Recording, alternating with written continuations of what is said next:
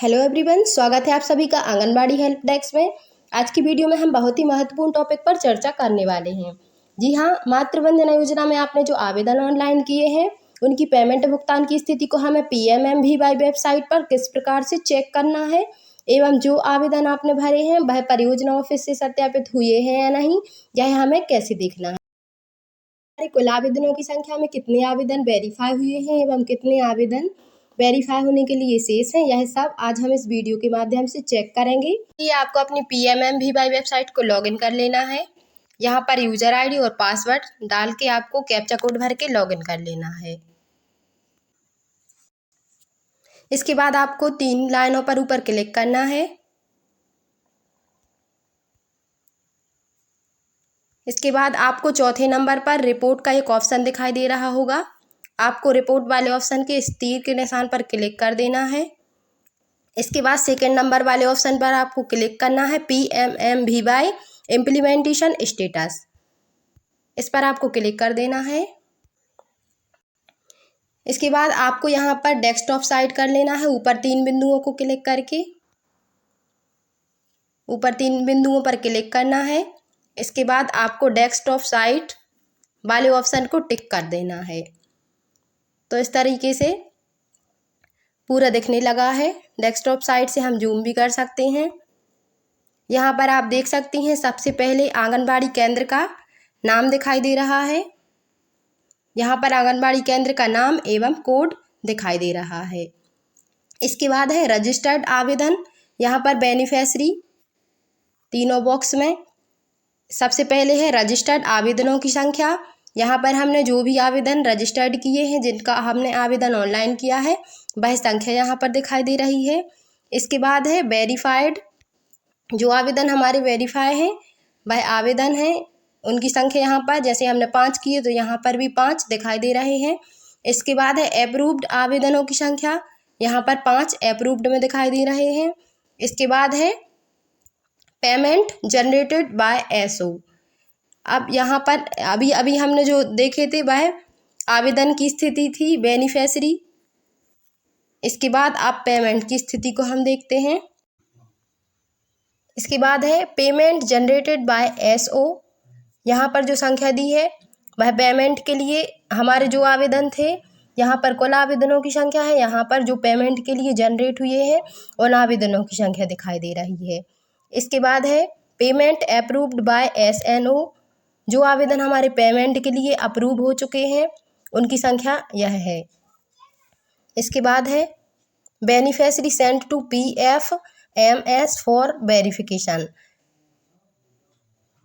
PFMS का full form होता है पब्लिक फाइनेंशियल मैनेजमेंट सिस्टम, जिसका मतलब होता है केंद्र सरकार द्वारा दी जाने वाली सहायक राशि का विवरण सार्वजनिक वित्तीय प्रबंधक सेवा के द्वारा ही होता है। तो जो संख्या यहाँ पर दिखाई दे रही है, मतलब हमारे टोटल आवेदन जैसे 5 आवेदन है, पांचों आवेदन PFMS के लिए एलिजिबल है। तो यहाँ पर टोटल संख्या दिखाई दे रही है। इसके बाद है बेनिफिशियरी वेरीफाइड टू AEPS। यहाँ पर भी टोटल संख्या दिखाई दे रही है। AEPS का फुल फॉर्म होता है आधार इनेबल्ड पेमेंट सिस्टम, AEPS।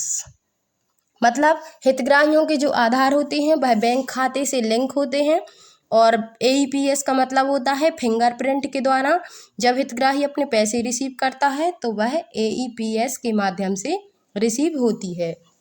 तो मतलब हमने जो आवेदन ऑनलाइन किए थे 5 आवेदन, उन आवेदनों में से सभी आधार से लिंक हैं, इसलिए यह 5 अलाउड हैं। यहाँ पर 5 की संख्या दिखाई दे रही है। इसके बाद अगला है beneficiary payment sent to PMFS के लिए यहाँ पर टोटल थे बेनिफिशियरी वेरिफिकेशन के लिए। इसके बाद है PFMS सेंट टू पेमेंट। जो आवेदन हमारे वेरीफाइड हो चुके हैं पेमेंट के लिए वह beneficiary payment sent to PFMS में दिखाई दे रही है वह संख्या। इसके बाद है बेनिफिशियरी पेड में 0, क्योंकि आवेदन ऑनलाइन हो चुके हैं, अप्रूव्ड भी हो चुके हैं, लेकिन पेमेंट अभी किसी का नहीं आया है, इसलिए यहाँ पर 0 आया है। अगर पेमेंट आ गई होती तो यहाँ पर संख्या दिखाई दे रही होती। इसके बाद है बेनिफिशरी ऑन NPCI। NPCI का फुल फॉर्म होता है national payment corporation of India, मतलब भारतीय राष्ट्रीय भुगतान निगम। इसके लिए 5 आवेदन, मतलब कुल आवेदन जो थे वह सभी एलिजिबल हैं, तो इसलिए इसकी संख्या यहाँ पर दिखाई दे रही है। इसके बाद अब हम देखते हैं कि हमारा एक आवेदन है जो द्वितीय बालिका के लिए है, वह अभी वेरीफाई नहीं हुआ है, तो हम उसको सर्च कर लेते हैं। इसके बाद हमें अपडेट बेनिफिशरी रजिस्ट्रेशन डिटेल के नीचे एक ऑप्शन है update child birth and immunisation detail, इस पर हमें क्लिक करना है। यहाँ पर वह महिला शो हो रही है जिसका ऑनलाइन हमने द्वितीय बालिका के लिए आवेदन किया है। यह आवेदन अप्रूव नहीं हुआ है। यह आवेदन इसलिए वेरीफाई नहीं हुआ है क्योंकि महिला के प्रसव के दौरान ही महिला का आवेदन द्वितीय बालिका के लिए आवेदन ऑनलाइन कर दिया गया था। जब तक बच्चे का 3.5 माह का टीका का पूर्ण चक्र नहीं हो जाता तब तक हमें आवेदन नहीं भरना है।